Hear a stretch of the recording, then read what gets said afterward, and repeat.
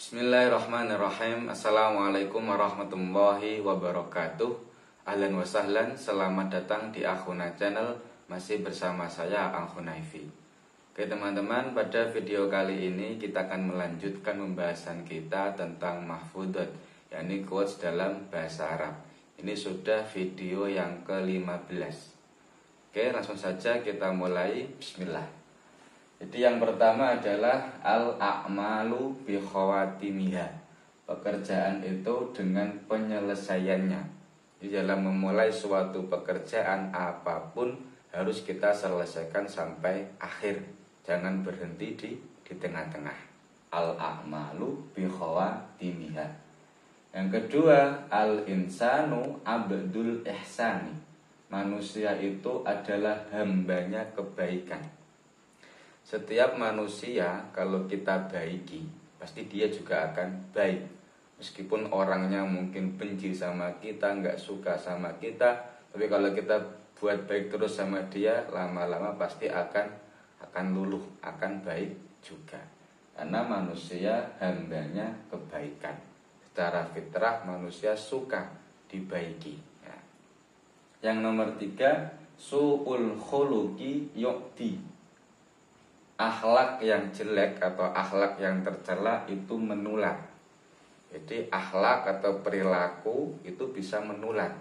Sehingga kita dalam memilih teman harus dipilih-pilih. Mana teman yang akhlaknya baik, mana teman yang akhlaknya jelek. Kalau teman kita akhlaknya baik, maka insya Allah kita akan ketularan baik. Sebaliknya kalau teman kita akhlaknya jelek, kita juga akan ketularan jelek. Nomor 4, fakir qabla an ta'zima. Fakir, berfikirlah terlebih dahulu qabla an ta'zima, sebelum kamu mempunyai azam. Azam itu keinginan. Jadi kalau ingin mengerjakan sesuatu apapun harus difikir terlebih dahulu, diangan-angan, ditimbang. Ini bagaimana jangka pendek, jangka panjang. Jadi tidak asal azam, tidak asal ingin. Nomor 5, khairul umuri awsatuha. Sebaik-baik perkara adalah pertengahannya. Di tengah-tengah, tidak. Perkara apapun, jangan terlalu, yang tengah-tengah. Nomor 6, fajaza'u sayyi'atin sayyi'atun misluha. Balasan perbuatan jelek adalah perbuatan jelek yang serupa. Jadi kalau kita berbuat jelek, kita juga akan dibalas jelek. Sebaliknya kalau kita berbuat baik, juga akan dibalas baik.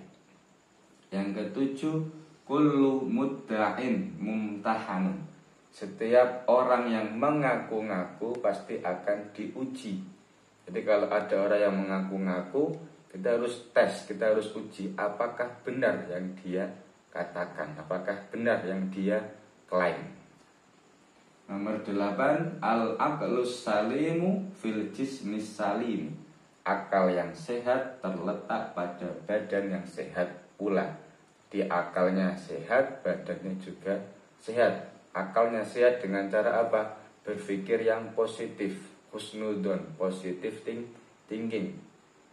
Kalau badannya sehat dengan cara apa? Dengan cara olahraga, istirahat yang teratur, makan yang bergizi. Yang ke-9, halakam ru'un lam ya'rif qadrahu. Halaka itu rusak.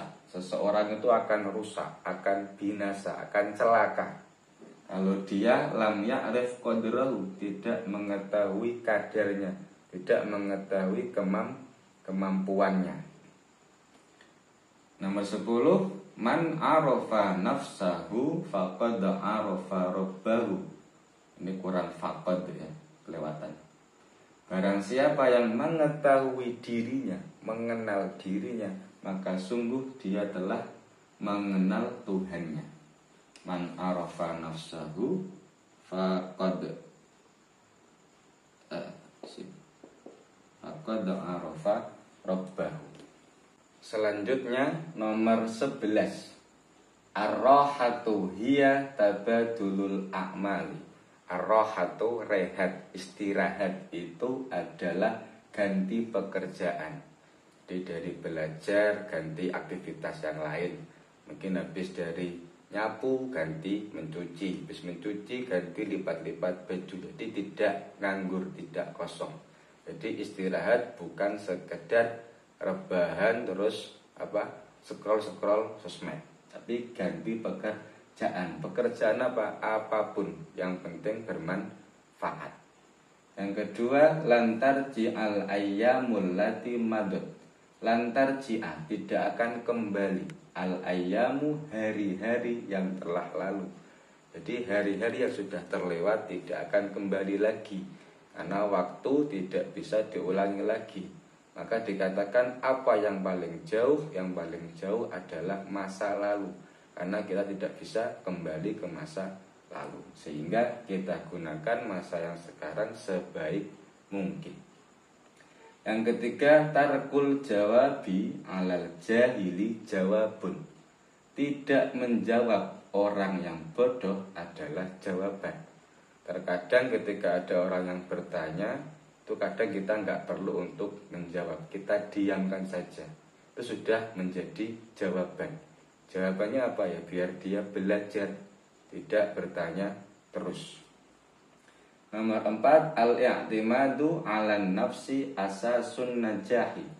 Bersandar kepada diri sendiri adalah pangkal keberhasilan. Jadi kalau kita ingin berhasil, ingin sukses, ya mengandalkan diri sendiri. Contoh dalam ujian, ya kita harus persiapan, harus belajar. Tidak kok mengandalkan teman dengan tanya atau mungkin mencontek. Tapi juga jangan lupa mengandalkan Allah ya dengan cara berdoa. Jadi ikhtiar yang maksimal dibarengi dengan doa yang sungguh-sungguh. Nomor 5, endal imtihani yukramul mar'u au yuhan. Ketika ujian, seseorang itu dimuliakan atau dihinakan. Jadi ujian ini menentukan apakah kita akan menjadi orang yang mulia ataukah kita akan menjadi orang yang hina. Kita diuji. Dalam menghadapi ujian juga harus mengandalkan diri sendiri. Butuh persiapan yang maksimal. Tidak kebut semalam, tadi malam baru belajar. Nah, besoknya malah ngantuk. Nomor 6, idza lam tastahi fasna ma syi'ta. Jika kamu tidak malu, tidak punya rasa malu, tidak punya rasa sungkan, fasna ma syi'ta, maka berbuatlah sesukamu. Jadi al-haya'u, rasa malu itu termasuk minal iman. Jadi seorang yang beriman, seorang yang muslim mestinya punya rasa malu. Malu ketika berbuat salah, malu ketika berbuat dosa, malu berbuat maksiat. Jadi kalau kamu nggak punya rasa malu, terserah mau ngapain. Nomor 7, al-fadlu lil mubtadi wa in ahsanal muqtadi. Al-fadlu, keutamaan itu untuk pemula, untuk orang yang memulai. Wa in ahsanal muqtadi, meskipun orang yang mengikuti itu lebih baik. Jadi orang yang mempunyai inisiatif pertama, inovasi pertama itu menjadi keutamaan. Yang mau memulai terlebih dahulu. Meskipun setelahnya pengikutnya, penerusnya itu lebih baik. Nomor 8, siratul mar'i tumbi'u an sariratihi. Siratul mar'i, tingkah lakunya seseorang, gerak-gerik seseorang itu menunjukkan rahasianya. Jadi orang akan kelihatan dari apa? Dari perilakunya, dari gerak-geriknya. Nomor 9, al-insanu bitafkiri wa Allahu bitadbiri. Manusia dengan pikiran, maksudnya manusia bisa merencanakan, tapi Allah lah yang menentukan, Allah lah yang mengatur semuanya. Yang terakhir, al-waqtu kasaifi illam taqta'hu qata'aka. Waktu itu seperti pedang, jika kamu tidak memotongnya maka dia akan memotongmu. Maksudnya waktu kalau kita tidak gunakan sebaik mungkin, maka kita akan apa? Akan menjadi orang yang rugi. Wal asri innal insana lafi khusrin illal ladzina amanu wa amilus sholihati wa tawassaw bil haqqi wa tawassaw bis sabr. Jadi kita gunakan waktu kita sebaik mungkin. Kita manfaatkan dengan hal-hal yang positif. Jadi itu tadi 20 mahfudhat, agak singkat dan cepat. Untuk artinya nanti akan saya tulis di deskripsi video. Kalau kurang jelas bisa ditanyakan di kolom komentar. Untuk video selanjutnya insya Allah kita akan membahas mahfudhat yang panjang. Mungkin beberapa nadoman. Untuk yang pendek-pendek sudah cukup dari video yang pertama sampai video yang ke-15 yang sekarang ini. Semoga bisa difahami, bisa dihafalkan, bisa diamalkan, dan semoga bermanfaat. Syukran wal afu minkum. Assalamualaikum warahmatullahi wabarakatuh.